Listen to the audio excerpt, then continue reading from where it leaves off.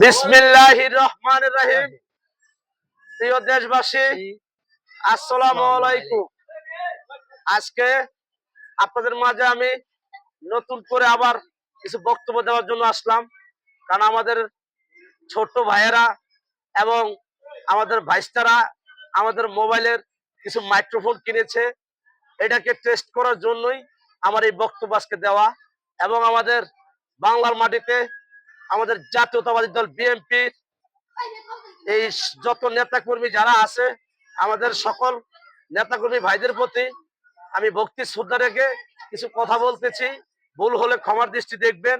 এবং আমাদের বাংলাদেশে মাটিতে এই জুলাইয়ের গণপ্রদানে এবং 28শে অক্টোবরে এবং 5 আগস্টে যারা রাজপথে দীর্ঘদিন লড়াই করেছিলেন এবং দুর্দিনে রাজপথে লড়াই করেছিলেন, নির্যাতিত ছিলেন এবং আমাদের জাতীয়তাবাদী দল বিএনপিকে মন প্রাণ দিয়ে তারা ভালোবাসতো এবং খুব স্নেহ করত।